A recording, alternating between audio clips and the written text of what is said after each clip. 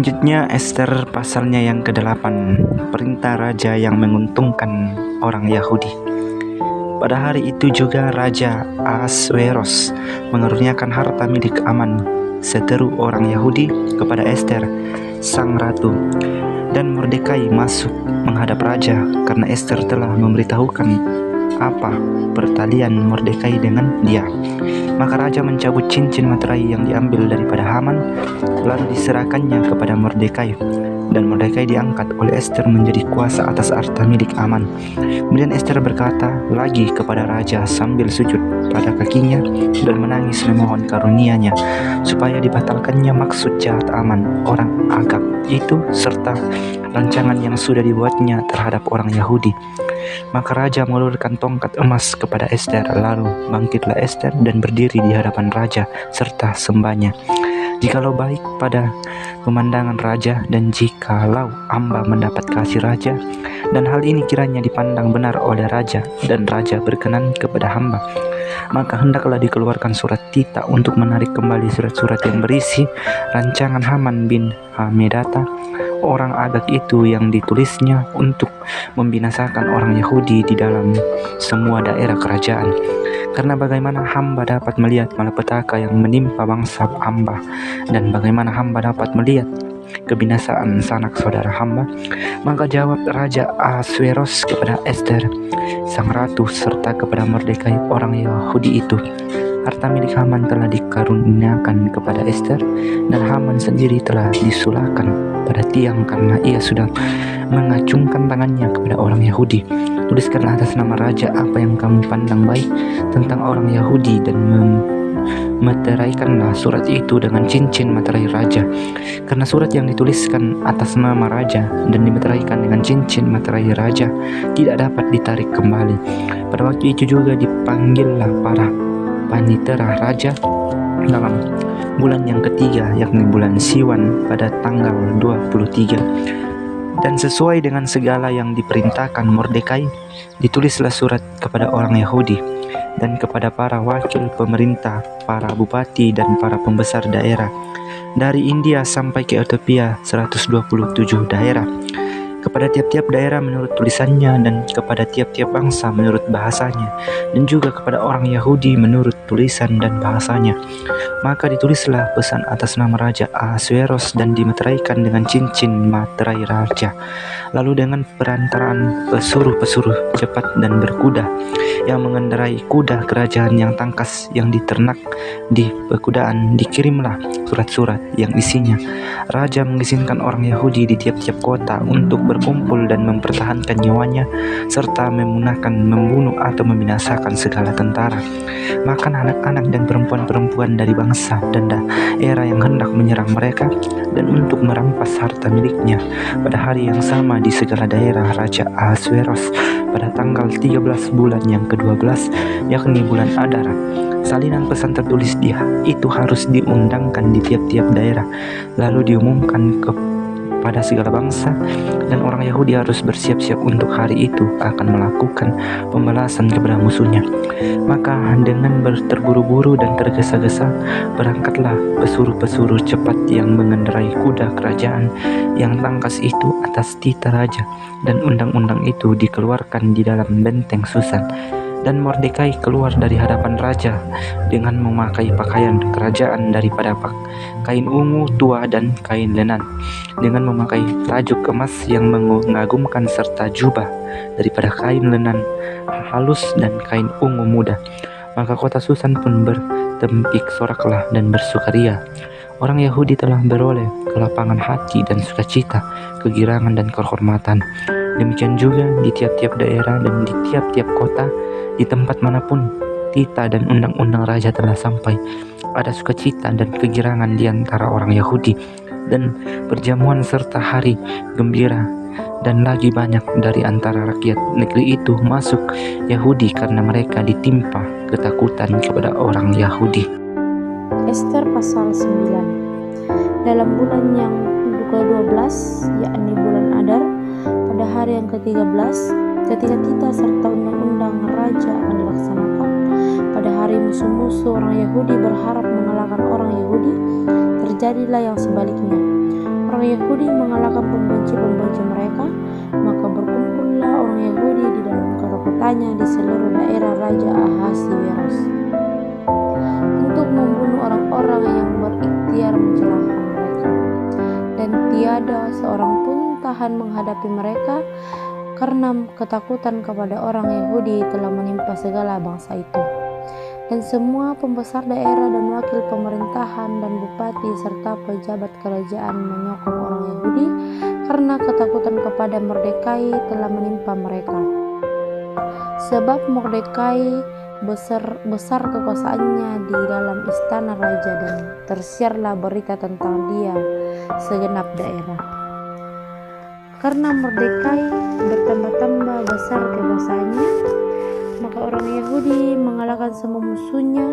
Mereka memukulnya dengan pedang, membunuh dan membinasakannya. Mereka berbuat sehendak hatinya terhadap pembenci-pembenci mereka. Di dalam benteng Susan saja orang Yahudi membunuh dan membinasakan 500 orang. Juga Persanda, Dalfon, Aspata, Porata, Adalia, Aridata, Permasta, Alisai, Aridai, Waisata, ke-10 anak laki-laki Harman bin Hamedata, seteru orang Yahudi, dibunuh oleh mereka, tetapi kepada barang rampasan tidaklah mereka mengulurkan tangannya. Pada hari itu juga jumlah orang-orang yang terbunuh di dalam benteng Susan disampaikan ke hadapan raja. Di dalam benteng Susan saja orang Yahudi telah membunuh dan membinasakan 500 orang beserta 10 anak Haman. Di daerah-daerah kerajaan yang lain, entahlah apa yang diperbuat mereka dan apakah permintaanmu sekarang, niscaya akan dikabulkan, dan apakah keinginanmu lagi, niscaya dipenuhi. Lalu jawab Ester, jikalau baik pada pemandangan raja, diizinkanlah kiranya kepada orang Yahudi yang di Susan untuk berbuat besok pun sesuai dengan undang-undang untuk hari ini. Dan ke-10 anak Haman itu hendaklah disulakan pada tiang. Raja pun menitahkan perbuatan demikian. Maka undang-undang dikeluarkan di Susan, dan ke-10 anak Haman disulakan orang. Jadi berkumpullah orang Yahudi yang di Susan pada hari yang ke-14 bulan Adar juga, dan dibunuhnya lah di Susan 300 orang. Tetapi kepada barang rampasan tidaklah mereka mengulurkan tangan. Orang Yahudi yang lain yang ada di dalam daerah kerajaan berkumpul dan mempertahankan nyawanya serta mendapat keamanan terhadap musuhnya. Mereka membunuh 75.000 orang di antara pembenci-pembenci mereka, tetapi kepada barang rampasan tidaklah mereka mengulurkan tangan. Hal itu terjadi pada hari yang ke-13 dalam bulan Adar. Pada hari yang ke-14 berhentilah mereka, dan hari itu dijadikan mereka hari perjamuan dan sukacita. Akan tetapi orang Yahudi yang di Susan berkumpul, baik pada hari yang ke-13, baik pada hari yang ke-14 dalam bulan itu.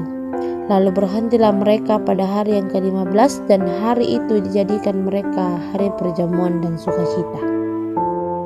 Oleh sebab itu, orang Yahudi yang di perdusunan, yakni yang diam di perkampungan, dan merayakan hari yang ke-14 bulan Adar itu sebagai hari sukacita dan hari perjamuan, dan sebagai hari gembira untuk mengantar makanan.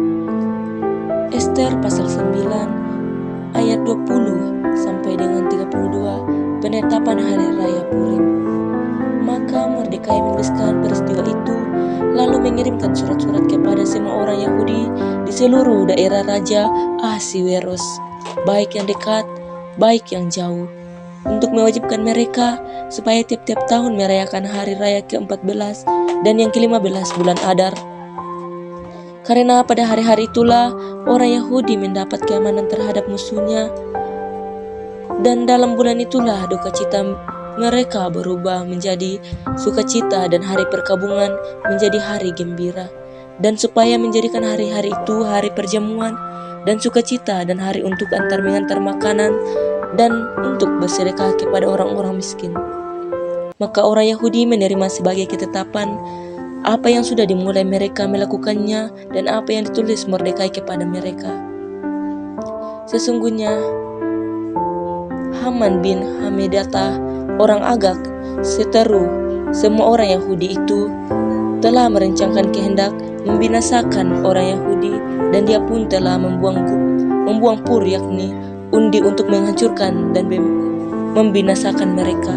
Akan tetapi ketika hal itu disampaikan ke hadapan raja, maka dititahkannya lah dengan surat supaya rancangan jahat yang dibuat Haman terhadap orang Yahudi itu dibalikkan ke atas kepalanya. Maka Haman beserta anak-anaknya disulahkan pada tiang.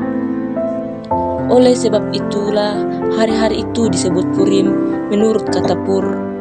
Oleh sebab itu jugalah, yakni karena seluruh isi surat itu dan karena apa yang dilihat mereka mengenai hal itu dan apa yang dialami mereka, orang Yahudi menerima sebagai kewajiban dan sebagai ketetapan bagi dirinya sendiri dan keturunannya dan bagi sekalian orang yang akan bergabung dengan mereka, bahwa mereka tidak akan melampaui merayakan kedua hari itu tiap-tiap tahun menurut yang dituliskan tentang itu dan pada waktu yang ditentukan, dan bahwa hari-hari itu akan diperingati dan dirayakan di dalam tiap-tiap angkatan, di dalam tiap-tiap kaum, di tiap-tiap daerah, di tiap-tiap kota, sehingga hari-hari Purim itu tidak akan lenyap dari tengah-tengah orang Yahudi dan peringatannya tidak akan berakhir dari antara keturunan mereka. Lalu Ester sang ratu, anak Abihail, menulis surat bersama-sama dengan Mordekai, orang Yahudi itu. Surat yang kedua tentang hari raya Purim ini dituliskannya dengan segala ketegasan untuk menguatkannya. Lalu dikirimkanlah surat-surat kepada semua orang Yahudi di dalam ke-127 daerah kerajaan Ahasiweros dengan kata-kata salam dan setia, supaya hari-hari Purim itu dirayakan pada waktu yang ditentukan seperti yang diwajibkan kepada mereka oleh Mordekai, orang Yahudi itu, dan oleh Ester sang ratu, dan seperti yang diwajibkan mereka kepada dirinya sendiri serta keturunan mereka mengenai hal berpuasa dan meratap-ratap. Demikianlah perintah Ester menetapkan perihal Purim itu, kemudian dituliskan di dalam kitab. Ester pasal 10 ayat yang pertama hingga ayatnya yang ketiga. Firman Tuhan. Kebesaran Mordekai. Maka Raja Ahasiwerus mengenakan upeti atas negeri dan daerah-daerah pesisir juga. Segala perbuatannya yang hebat serta gagah dan pemberitaan yang seksama tentang kebesaran yang dikaruniakan Raja kepada Mordekai. Bukankah semuanya itu tertulis di dalam kitab sejarah raja-raja Media dan Persia? Karena Mordekai orang Yahudi itu menjadi orang kedua di bawah Raja Ahasiwerus, dan ia dihormati oleh orang Yahudi serta disukai oleh banyak sanak saudaranya, sebab ia mengikhtiarkan yang baik bagi bangsanya dan berbicara untuk keselamatan bagi semua orang sebangsanya. Amin. Firman Tuhan.